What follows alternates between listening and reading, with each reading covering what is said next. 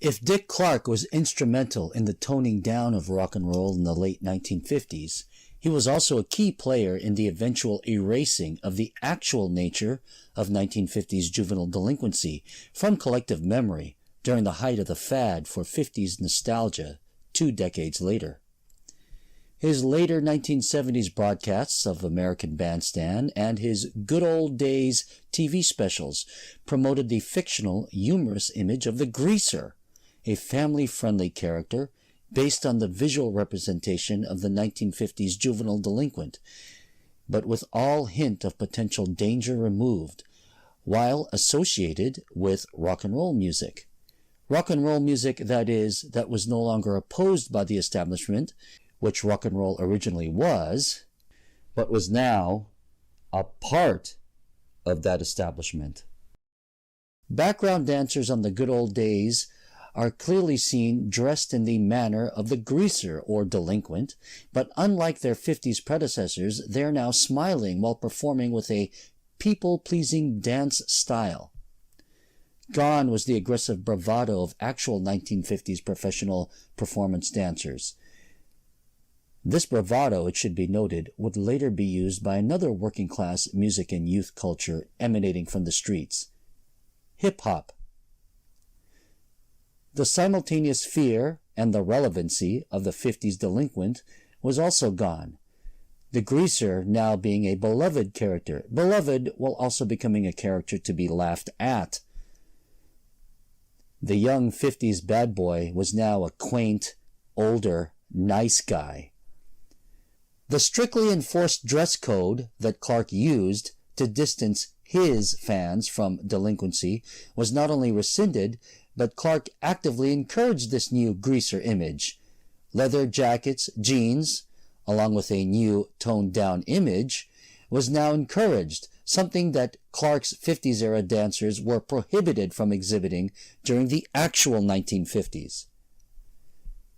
This new benign image of the 50s greaser proved so profitable in selling both repackaged rock and roll as oldies, as well as newly recorded retro 50s recordings, often by actors and their popular sitcom characters.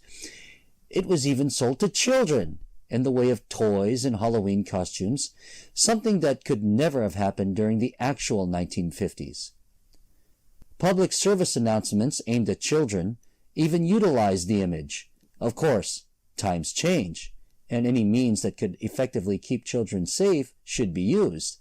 However, it was and is a far cry from the reality of 50s-era gang life. Feel like new, that's what I feel. The origins of the term greaser, later to be used as a modern catch-all phrase for all 50s gang subcultures, and not referring to the racial epithet, can be traced to Chicago. The term was regional, unused by New York's bopping clubs or cliques, or San Francisco's Bart or White Shoe gangs.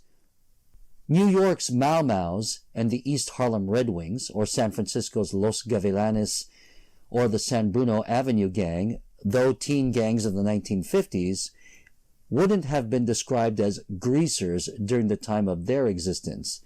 But the rebels out of Chicago's Cornell Square could rightly be described as a 50s greaser gang.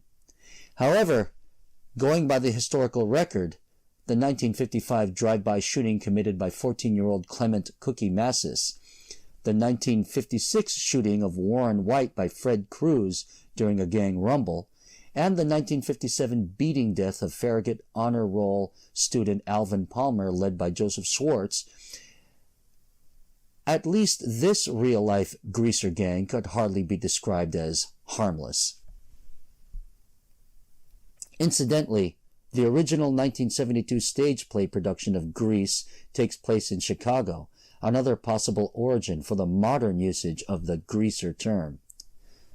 The two wars that alternately preceded and followed the 1950s provided the origins of 1950s delinquency and the erasing of its more brutal nature from modern collective memory. 1969's Woodstock three-day concert in Bethel, New York, was the iconic counterculture's artistic reaction to the Vietnam War, the first televised war that brought the horrors and brutality of armed conflict into American living rooms on a daily basis. Unlike World War II, Vietnam polarized and fractured the nation, and in response, Woodstock was hyped as 3 days of love, peace, and of course music. Among the various acid rock and folk bands was a seemingly anachronistic neo-doo-wop group from Columbia University, Sha Na Na. Sha Na Na outfitted themselves on stage in a parody of the 1950s delinquent, or benign greaser, perhaps out of necessity, as the sharp, fashionable look sported by doo-wop groups of the 1950s and early 1960s, thin ties, suits with peg slacks and dress shoes, was now looked upon by the hippie counterculture as being too straight. As quoted in this 1972 issue of Life magazine, the flight to the 50s was a search for a, supposedly, happier time before drugs, assassination, and Vietnam. Within this context, the delinquent image and the realities of 50s gang life had to be toned down and turned into a laughable image when associated with nostalgic acts like Sha Na Na, or when used in selling rock and roll oldies collections. World War II, on the other hand, provided the causes of the reality of post-war delinquency. I've handled lots of problem kids in my time.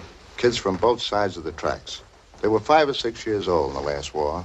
Father in the Army, mother in a defense plant. No home life, no church life, no place to go. They formed street gangs.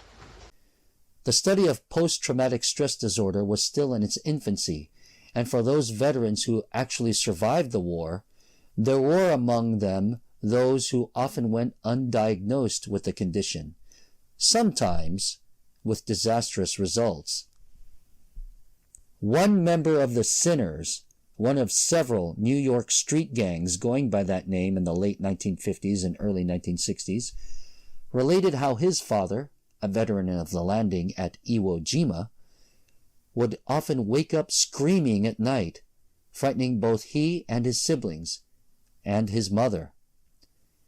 His father would find solace in the bottle, becoming an alcoholic and often verbally abusive to the wife and children whenever he actually was home. His parents later divorced, and the then youth would seek a sense of belonging, as well as strong male role models, among the sinners.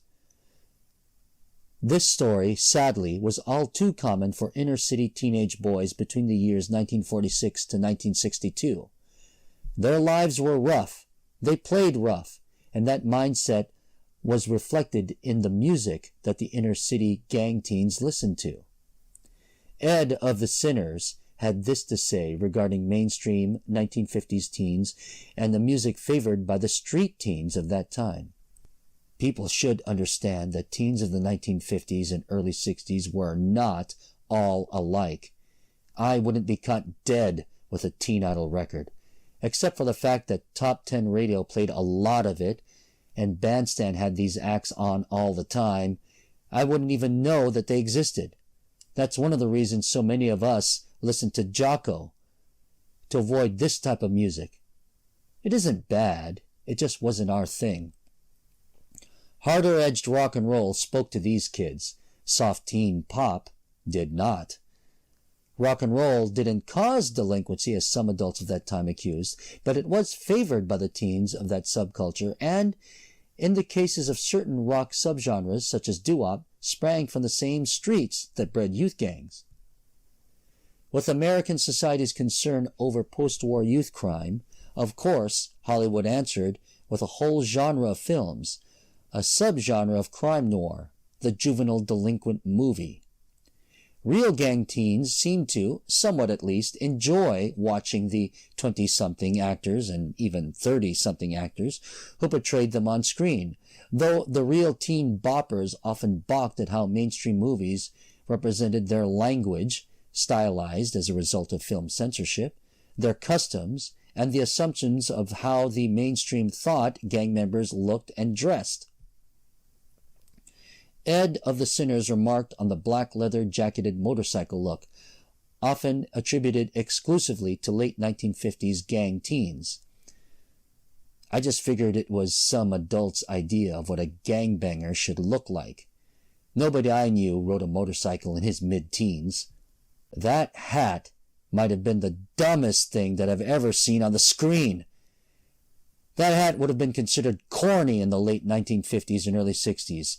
If you were caught wearing one in my neighborhood, you would have been killed and eaten right after we all stopped laughing our asses off at it.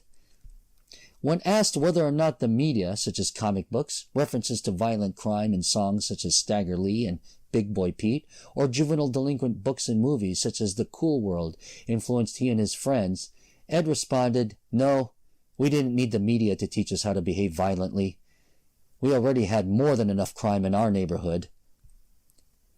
Bay Area Poet Laureate Patrick Coonan was the former president of the Junior Jokers, a San Francisco street gang from Candlestick Cove between the years 1958 to 1962. He had this to say regarding the mainstream portrayal of gangs in the 1961 version of West Side Story. "I watched it. It was all right, a good movie. But we thought the names of the gangs in that were corny. I never knew any Jets or Sharks. I did know the Warlords, and we had a skirmish with the Lonely Ones at Galileo High School. A buddy of mine was in the Royal Lancers. Jets and Sharks? Corny." Patrick's thoughts on Grease? "Those idiots would have gotten their asses handed to them in my neighborhood." Patrick and I laughed when he related that during our phone interview, which sparked a discussion over how the mainstream now laughs at the supposed quaintness of early rock and roll culture because of the cute greaser image created during the nostalgia fad of the 1970s. Those within the vintage rockabilly subculture who I spoke to, a movement that coincidentally had begun at the same time as the nostalgia fad, had also shared personal experiences where casual, non-fans of 50s culture had dismissed 50s youth as irrelevant, while even laughing at rock and roll culture, supposedly for being too goody-goody, a consequence of that carefree and innocent image created during the 1970s nostalgia fad. It would be up to the writers within the current rockabilly subculture to show that it was in the exploring of the actual reality of 50s teen cultures, both the benign and the more tragic aspects, that the history of 1950s youth was still relevant when comparing supposedly modern issues and artistic expressions commonly associated with today. And want to fight, we're going to fight. Next, and our final chapter, as the gang war in Manhattan's Lower East Side reaches a crisis level, one man seeks to keep the peace, while across the country in San Francisco, news of the troubles in New York, as well as local conflict, threaten to undermine the work of local teens as city officials in San Francisco vacillate between cooperation and a get-tough policy with its own inner-city youth. And the modern rockabilly subculture brings a fresh look to 50s vintage culture for modern audiences, and bringing with it the juvenile delinquent image. Only this time, however, the actual history is presented with writers such as Miriam Linna and Martin Heafy pulling no punches. Light the Dark Streets, our final chapter in the Nostalgic Myths and Historical Reality Juvenile Delinquency series. If you haven't already, hit the like and subscribe buttons so you are notified of our new videos. And if you'd like to support the channel, $3 a month goes towards research materials, and you will have access to exclusive content. Remember to check out my other YouTube channel. This channel researches the history, while that channel explores the modern expression of that history through free vintage swing dance instruction videos and fitness videos for seniors done to a vintage rock and roll background. Subscribe to both channels and you won't miss a beat. Before we go, I'd like to thank our patrons Davina Charlotte, Dawn Ishisaki, Diane Morimune, Ron Spain, Ken Patterson, and Carol Rodriguez. Your support helps both channels to grow, and again, much love and thanks for your patronage. See you all for our next and final installment.